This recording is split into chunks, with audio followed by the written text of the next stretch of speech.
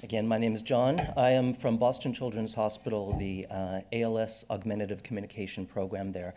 I'll tell you that we are a dedicated program to ALS augmentative communication assessment and intervention, full-time program 5 days a week. We've existed, I've been at Boston Children's for 35 years, and our ALS AugCom program formally was established almost 5 years ago now. During that time, and we've got, by the way, 4 clinicians, 3 speech-language pathologists, 1 occupational therapist who focuses exclusively on looking at alternative access to all things related to technology and communication, 5 days a week. And during that time now, we have seen, since the inception of the program, close to 750 people with MND, and then, of course, providing follow-up to all those folks as well. So what I want to talk about, and sorry for the very long title, I tried to get as much in there as possible for what I'm going to be doing. So I believe now, as I talk about voice, and by the way, our program is a real soup to nuts program where we meet people as early as possible in the disease. And in fact, more than half of the people that we have seen are folks who come to us sometimes within days and certainly within weeks of diagnosis. Today I'm going to speak just about voice and voice preservation. I've had the opportunity before to discuss message banking and that concept, and I'm going to touch upon that but not go into deep discussion today. I've been able to talk about our models for early low-tech strategies and not going to touch on those at all and only going to talk about voice. So the goal that we have is to support people with MND to use one effort to preserve authentic messages through the message banking process and then create custom synthetic voice. Both may then be integrated into one's communication tool for functional use, and you'll see some videos demonstrating that. So, preaching to the choir a bit here, but why is preservation of voice important? I believe that our voice is our acoustical fingerprint. It is the very thing that defines who we are and what our thought, what our emotion is behind what we're saying. All of us have had the experience where you answer the phone, and without even seeing someone, you hear someone say, "It's me," and immediately comes to you a plethora of emotions or thoughts or memories based upon that.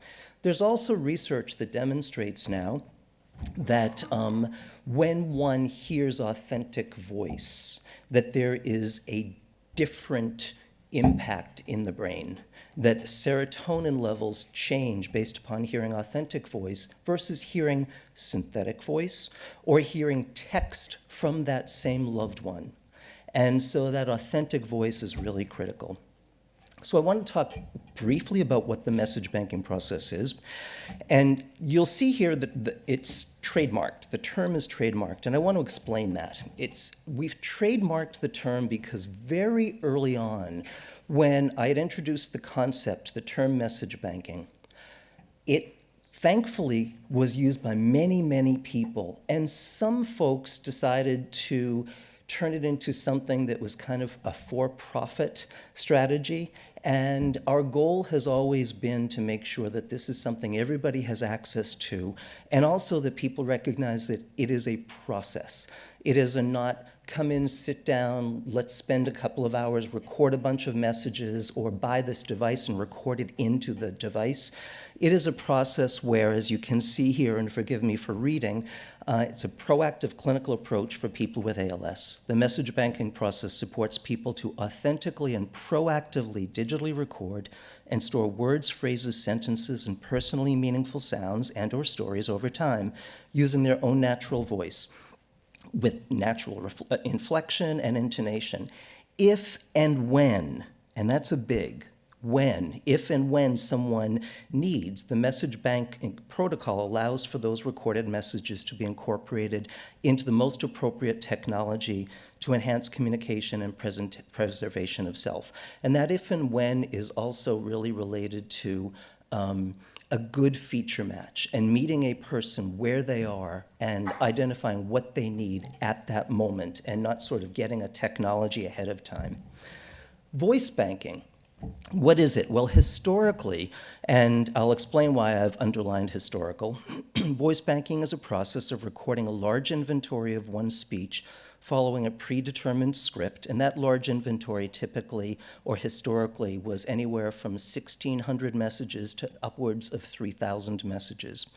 The completed collection of recordings is then used to create a synthetic voice. And those recordings are selected really to represent co-articulation of sounds in the language rather than messages that you would actually authentically want to say. In fact, people who have gone through the voice banking process realize or could attest to the fact that you would probably never say any of the messages you recorded in real life. Double dipping then. So when we began the whole message banking process and had people say, should I message bank or voice bank? Well, I would never tell people to do one or the other. What I was really certain of, though, is that if someone was going to do both, that they should not have to put all of that effort in, that there should be an opportunity to double dip. So early on, I'd reached out to many of the major players in the voice banking world and said, hey, I've got people who've recorded thousands of messages, authentic banked messages. Can you take those and use those to create a voice? And up front, or initially, they all said no, no, no, no, no. And I went to all of them. And then one, a cappella, had said to me, okay, send them to me. And they actually later admitted that they said that because they wanted to shut me up, because I kept asking. And then about 2 weeks later, they said, these are really good. We can do something with this. And they have now launched the double dipping method with my own voice through a cappella. And I kind of made up the term double dipping, and they're using that now as well. But I should highlight, I sent all those recordings to Sarah Proc, to Model Talker, to a cappella, and all of them want to do this. And right now, a cappella is the one that has said, yeah, we can do it. So as you can see, it's really trying to preserve energy and minimize fatigue by using the same efforts once to get as much out of it as possible. So this is a montage. My name is John. This is my a cappella voice. So that's synthetic. This is my a cappella voice. And that's obviously me. Do you know how much I love you? Now let's listen to that was synthetic. .wav file. Do you know how much I love you? And that was a recording through message How long banking. will you be gone? Synthetic. Now let's hear the original message. How long will you be gone? Can you pause the video briefly? Don't make me laugh. Hi, my name is John. Oh, it started over again instead. Hi, my name is John. Can you move it ahead? Sorry. I have no control. This is my a cappella voice. So if you, go down there and then click right there, where you've got the cursor is good. Will you be gone? And then, thank you. So the reason I wanted it paused is I wanted to highlight, I think as you hear this and others, you will understand or you'll agree that the voice sounds very much like the authentic biological voice. What's missing is what we call the suprasegmentals, the emotion, the intonation, and that's coming, but we're not there yet. And I only highlight that because I am a firm believer that whenever possible, we need to double dip. If one voice banks and has a voice that sounds a lot like you, fabulous, but I want to make sure that someone has that authentic representation of self whenever possible. And I think that can be done through the message banking process right now. Would you continue, please?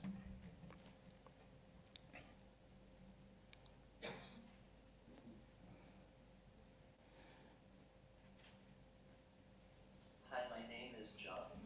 Oh. Hi, my name is John. Do I get these minutes back? Where have you been gone? Don't make me laugh. Don't make me laugh. Do actual comparisons side by sides. Can I have a glass of water? And now the synthetic. Can I have a glass of water? Okay, here's another one. Now these were all based upon message banking. Get there. Right. Call us when you get there. Really flat. Don't be afraid to ask me questions.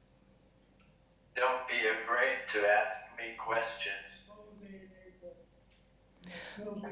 So this man just got his voice, and he wanted to recite his favorite literature and then create it in synthetic. Cold day in April, and a filthy wind blocking the doors of Victory Gardens. Can I have some mayonnaise on my sandwich? A lot of people are told, no, your voice is too gone. Don't do it.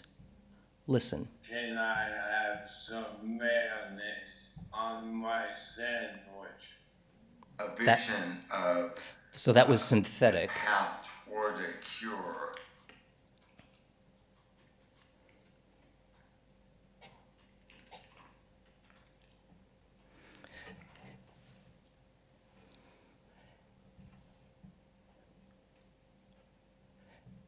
And then after this. A vision of a path toward the cure. Would you go ahead, please, to the next slide? And you've heard him again, so I'm going to move on. So I want to highlight again, don't tell someone that they're too far gone. If you'd play this, please. So this man is pretty dysarthric, but if the video can play.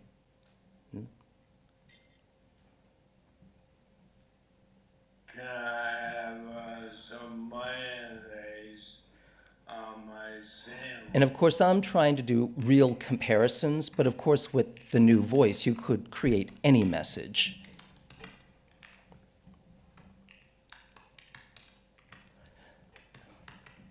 And the reason I'm typing it out is I want people to authentically see it's being generated. Some mayonnaise on my sandwich. Would you be willing to try to go on a vacation?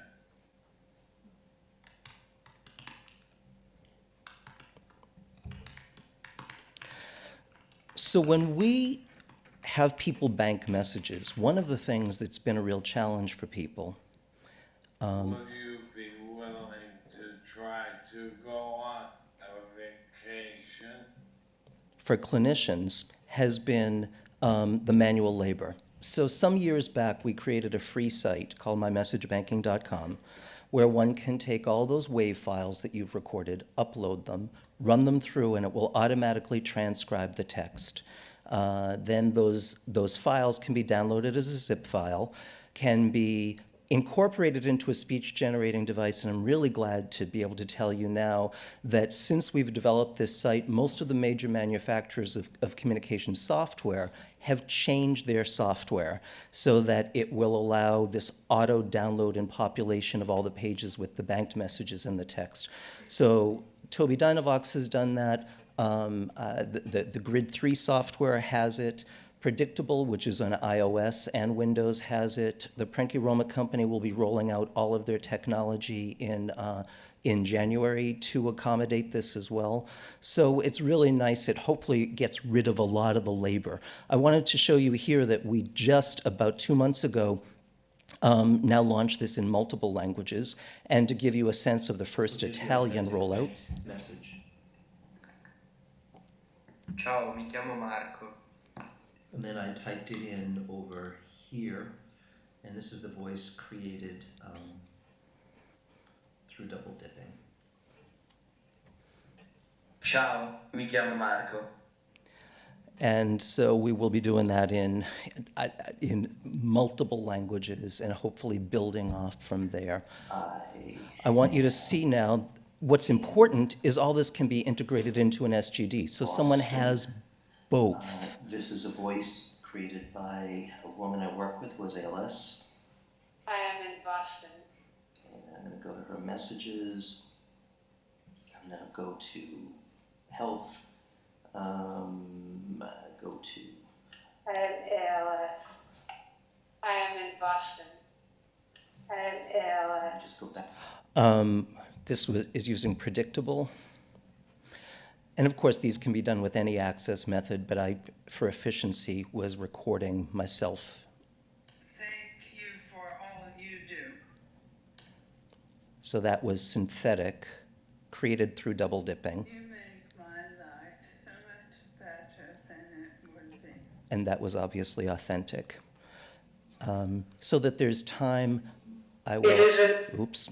So that there is time, I will stop there. But really, the point that I hope comes across is that people should be given every opportunity to create a voice.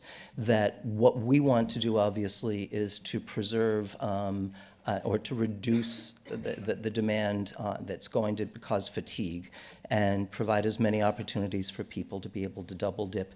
And the more we can have, and there will be more things coming along, free resources that will take away as much of the labor as possible, and as much as we get continued participation from the industry to make their hardware and software work easily with that, I think the better for everyone we're trying to support. Any questions? Thank you. Oh, thank you. I should say that should people want to have a whole lot more information about this, and I was told that I could do this, so doing a 2-day workshop in Sydney in March on this entire process, and there are a bunch of flyers that are out there, correct? That are out on a table. So on kind of the entire proactive approach to OGCOM and folks with MND, including hands-on through all the steps of voice preservation.